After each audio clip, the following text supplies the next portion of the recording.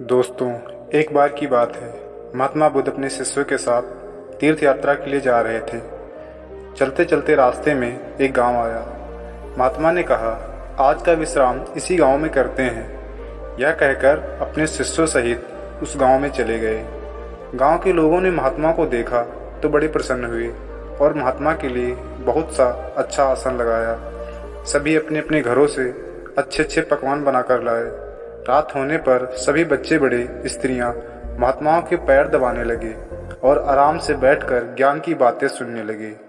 सुबह हुई तो महात्मा बुद्ध ने गांव वालों से कहा, अच्छा अब हम चलते हैं, आप सभी हमें जाने की अनुमति दें। गांव वालों ने कहा, महाराज एक दिन तो और रुकिए। लेकिन महात्मा ने कहा, नहीं बच्चों, अब हम जाएंगे, फिर कभी आएंगे। यह कहकर महात्मा चलने लगे और चलते हुए महात्मा बुद्ध ने गांव वालों को वरदान दिया और कहा, सबके सब उजड़ जाओ। यह वरदान देकर महात्मा चले जाते हैं। चलते चलते शाम हुई तो महात्मा एक दूसरे गांव में पहुंचे। वहां पहुंचते ही बच्चों का बड़ा सा झुंड दौड़ आया और महात्माओं को चारों तरफ से घेर लिया। फिर कोई मिट्टी फेंकता तो कोई कीचड़ फेंकता।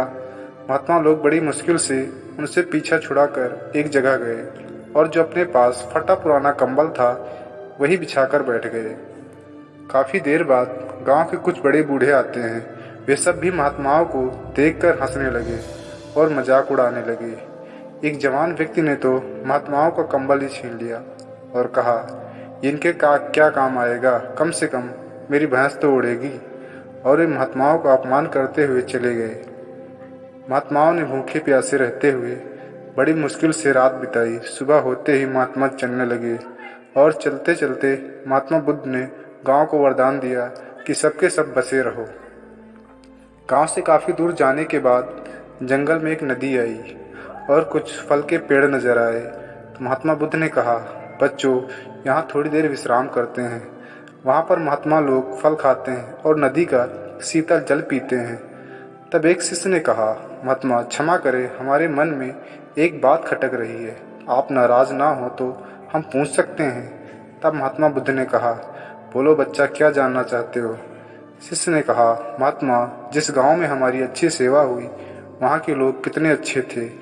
उन लोगों को तो आपने वरदान दिया कि उजड़ जाओ, और जिस गांव में हमारा अपमान हुआ उन लोगों को आपने वरदान दिया कि बसे रहो। ऐसा क्यों महाराज। तब महात्मा बोले, देखो बच्चों, पहले गांव में कितने अच्छे विचारों के आदमी थे। वह आदमी उजड़ जाएंगे तो दुनिया के कोनों कोनों में फैल जाएंगे और जहाँ भी जाएंगे सभी को अच्छे विचार सिखाएंगे। इसलिए मैंने उनको उजड़ जाने का वरदान दिया। और जो दूसरा गांव था वहाँ के लोग पापी और बेवकूफ़ थे।